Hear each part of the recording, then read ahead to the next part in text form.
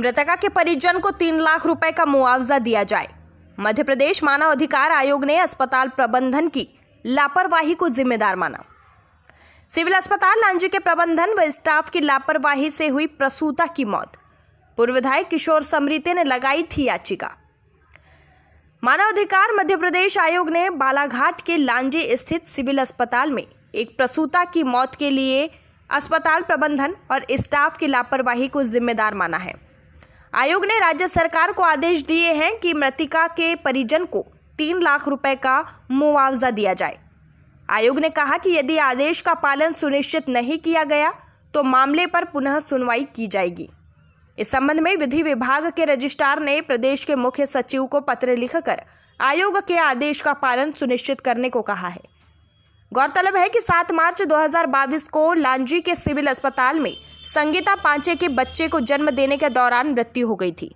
बालाघाट के लांजी से पूर्व विधायक किशोर समरीते ने इस संबंध में 25 मई 2022 को शिकायत प्रस्तुत की थी।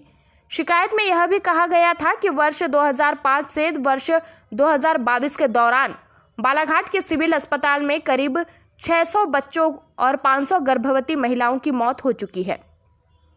सिविल अस्पताल के मुख्य चिकित्सा अधिकारी डॉक्टर प्रदीप गेडाम और उनकी पत्नी डॉक्टर सुजाता गेडाम पिछले 18 वर्षों से यहां पद स्थापित है, जो शासन की नीति का घोर उल्लंघन है। शिकायतकर्ता ने आयोग से मामले में हस्तक्षेप करने का अनुरोध किया है। जांच समिति ने पाई लापरवाही।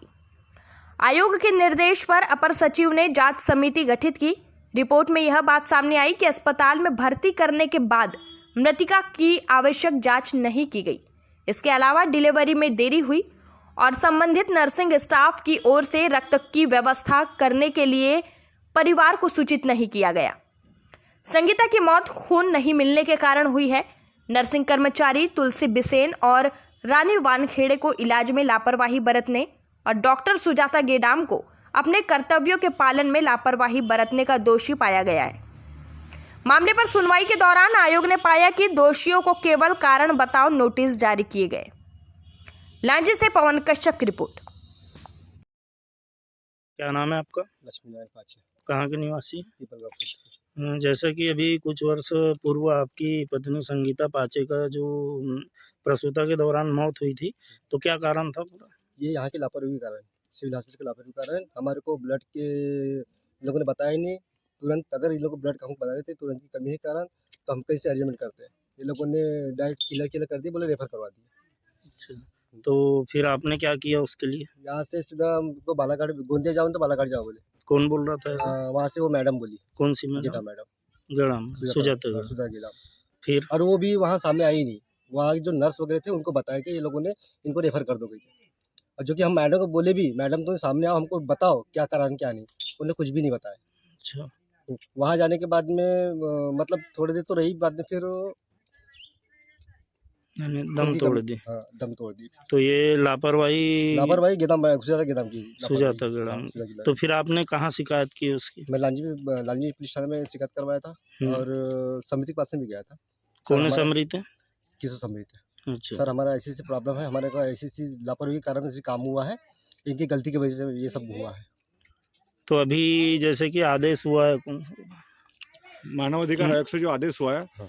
आपको 3 लाख रुपए हर्जाना के रूप में डॉक्टर गेडाम को देने का, डॉक्टर सुजाता गेडाम को देने का, उसमें आपको तो पता चला अगर क्या उसके बारे में आपको? कुछ हमको मालूम नहीं सर। अच्छा, तो अभी आपको पता चला है, तो वो किसके समरीते के पास में शिकायत किए थे ना, पूर्व विधायक? पूर्व विधायक के पास में तो उन्होंने कार्रवाई की।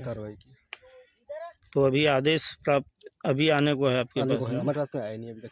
पर आदेश हो चुके हैं।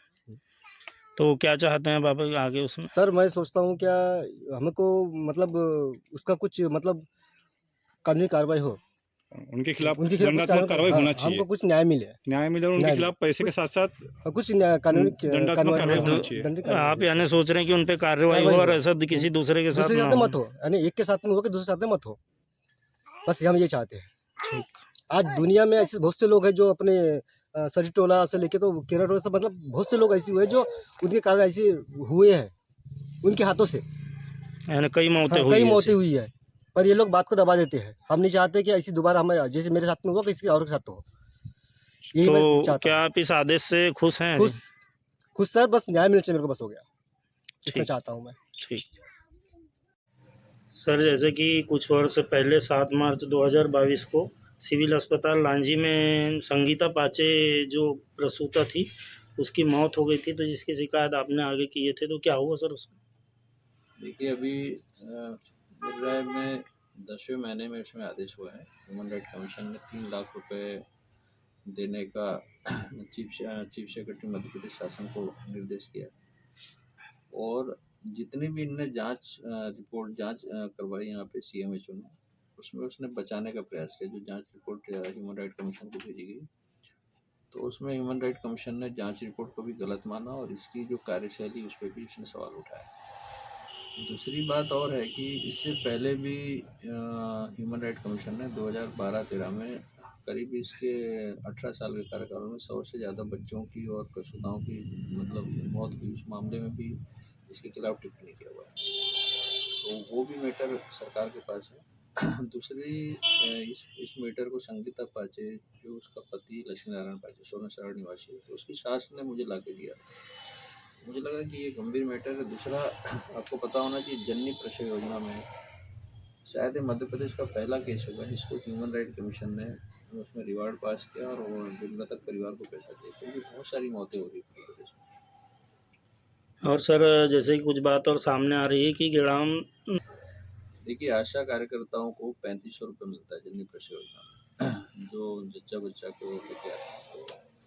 तो लांजी का एक ही मेडिकल स्टोर है जिससे इनकी साढ़गांठ है और जो बिल होता है, जो आशा कार्यकर्ता एक ही दुकान से दवा लाते हैं और जो सारी सारी दवाएं वो जेनरिक दवा देता है, जो सस्ती दवाएं होती है कौन सी दवा दुकान? सारी। वो अभी उसमें मुझे पता लगा यहाँ का जो मेहरबान मेडिकल स्टोर है सारी आशा कार्यकर्ता वहीं से लेके आती सारी दवाएं। तो मेरा कहना है डॉक्टर और मेहरबान मेडिकल स्टोर्स के बीच में क्या साठगांठ है, सरकार को उसकी जाँच करनी चाहिए। दूसरा, ब्रांडेड दवाओं का जो भुगतान आप कर रहे हो और दवाएं क्या दे रहे हो, जेनरिक दे रहे हो, तो कितने पैसों की उसमें गड़बड़ी है मामला में फिर अभी लिखूंगा, इसमें UW को लिखूंगा, लोकायुक्त को भी लिखूंगा।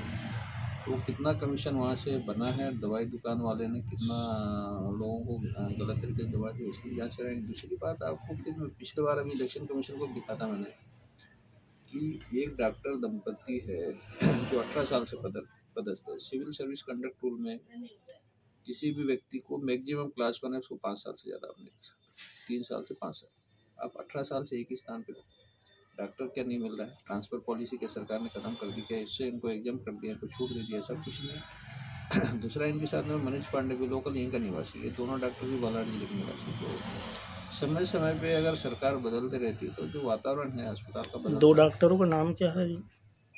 वो इनकी वाइफ है, पति पत्नी दोनों है। डॉक्टर प्रदीप गेडाम, उनकी वाइफ है सुजाता गेडाम। दूसरा, बड़े मजे की बात है कि एनेस्थीसिया में एक्सपर्ट है उनकी पत्नी है। तो एनेस्थीसिया में एक्सपर्ट होने से सर्वाधिक स्थिति ये है कि हालांकि में बाहर से एनेस्थीसिया का डॉक्टर नहीं आता, तो सारा सीजर उजर सभी तो उसका लाभ मिलता है लोगों को, लेकिन उसके बदले में ये लोग पैसा लेते हैं 5,000 10,000 प्रसव कराना। ये अच्छी बात नहीं है ना, आप शासकीय डॉक्टर को, आप कोई प्राइवेट थोड़ी। तो ये जो स्थिति है, डॉक्टर अपने आउट ऑफ वे जाके जिस तरह का वो काम कर रहे हैं, तो उससे जनता में बड़ा आक्रोश है, जनता में बड़ा गुस्सा है। और कई बार लोगों ने, कई दलों ने यहाँ धरना प्रदर्शन किया है। उसके बावजूद भी अगर इनका स्थानांतरण नहीं हो रहा है और ये लांजी का जो सिविल हॉस्पिटल है उसको इन्होंने प्राइवेट हॉस्पिटल बना दिया, अपना खुद का हॉस्पिटल बना दिया, ये अच्छी बात नहीं है। सरकार को इसको जांच करना चाहिए और इस तरह की अनियमितता न हो और जो महिलाएं हैं, बच्चे हैं, उनकी जीवन के साथ खिलवाड़ ना हो, उस पर सरकार को काम करना चाहिए। देखिए वहाँ सब इनको कमीशन मिलता है, जितना भी सोनोग्राफी है, जो अपने यहाँ एक्सरे है, सोनोग्राफी, सिविल हॉस्पिटल में सारी व्यवस्था होती है, तो उसमें बाहर भेजने का जरूरत ही नहीं। बल्कि यहाँ रेड क्रॉस की दुकान भी सरकार को खुलवाना चाहिए, रेड क्रॉस में दवाई की दुकान खुलवाना चाहिए, वो भी यहाँ पे करनी है। तो सरकार को देखना चाहिए, प्रशासन को देखना चाहिए, कलेक्टर को देखना चाहिए। सर यहाँ पर इतने बड़े बड़े नेता है, इतने सालों से पदस्थ है, तो इसके लिए कोई आवाज़ कदम उठाए नहीं गए इनके द्वारा? ये सब सरकार क्या कहती है, हमारे पास डॉक्टर नहीं। इस जिले में आप देखो लामता में डॉक्टर नहीं है, परसवाड़ा में डॉक्टर नहीं है, सोनपुरा में डॉक्टर नहीं है, कारंजा में डॉक्टर नहीं है, रिशवाड़ा में डॉक्टर। तो जितना भी सिविल हॉस्पिटल क्या कहना PSC है, PSC में डॉक्टर बनाने का नहीं है। तो सरकार की जिम्मेदारी है ना कि जितने जो लड़के हैं जिनने मतलब क्या कहना है चाहिए, BMS किया है, BHMS किया है, MBBS में जितनी बेरोजगारी रहती है उन सबको ठीक करते हुए उनको सबको संविदा में करना चाहिए भर्ती, ताकि सारे अस्पताल डॉक्टर भी जो है वो डॉक्टरों की व्यवस्था हो जाए। दूसरी बात, सरकार को इनके खिलाफ समय समय पर इंक्वायरी करना चाहिए कि कौन सा डॉक्टर है कैंपस में, कौन प्राइवेट प्रैक्टिस कर रहा है, किसके प्रति जनता में आक्रोश है, तो उसको देखते हुए समय समय बदलना चाहिए। कोई ठेका थोड़ी कि एक ही डॉक्टर यहीं पे रहेगा, दूसरे डॉक्टर आएंगे वो करेंगे, नहीं करेगा तो देखेंगे फिर सरकार अपनी व्यवस्था करेगी। देखिए यहाँ का पूरा सिस्टम, यहाँ पे देखो लांजी में LGM गेस्ट हाउस में रह रहा है। एक तो मैं बहुत छोटी सी बात बता रहा हूँ, कोई एक आप यहाँ पे क्लास 2 ऑफिसर हो, एग्जीक्यूटिव मजिस्ट्रेट हो, आपको अपना मकान देखना चाहिए, आप कहाँ पे रह रहे हैं। ये अस्पताल कैंपस में प्रैक्टिस कर रहे हैं गेडाम दंपति। लांजी में आप देखो इरिगेशन का एडीओ रहता ही नहीं, PWD का एडीओ रहता ही नहीं, फॉरेस्ट के लोग रहते हैं, तो प्रशासन नाम की तो कोई चीज़ ही नहीं है। ऐसा लगता है कि ये लूटो और खाओ वाली पोजीशन है। सिविल हॉस्पिटल को आप देखो, डॉक्टर दंपति का कुछ दिनों में ऐसा हो जाएगा कि इनका खुद का निजी अस्पताल, लोगों में मैसेज जाएगा कि सरकार का ही नहीं, इनका खुद का निजी है। तो ये स्थिति अराजकता का माहौल है पूरे राज्य में, और जिसका खामियाजा जनता को भोगना पड़ रहा है। दूसरा जो यहाँ का जो राजनीति है, जातिवादी राजनीति है, लोगों को समझ नहीं है। लोग विधायक बन गए, जिला पंचायत सदस्य बन गए, सरपंच बन गए, लेकिन उनको राजनीतिक समझ नहीं है। ये अफसरों की चापलूसी करने में अपने आप को नेता समझते हैं, जबकि समय समय पे प्रशासन को जगाते रहना चाहिए, समय समय पे विरोध धरना प्रदर्शन होना चाहिए। ये लोग चापलूसी करते हैं, तो जिसका खामियाजा पब्लिक भुगतती तो इसके लिए आगे क्या ऐसे कदम उठाए जाएंगे जो है। यहाँ अभी से ये हटे? इस पूरे मामले में अब सरकार के सामने रखेंगे, सरकार नहीं मानेगी तो उसको लगाएंगे हाईकोर्ट, इसकी संपत्ति की जांच कराएंगे। और ये जो मेहरबान मेडिकल से जितनी आशा कार्यकर्ताओं ने जो फर्जी दवाएं दी, उनकी जो फर्जी बिलिंग थी उसकी जांच कराएंगे। मतलब आप समझ लो अब इसका आखिरी वक्त है, अंत हो जाएगा इसका, पटाक्षेप करेंगे।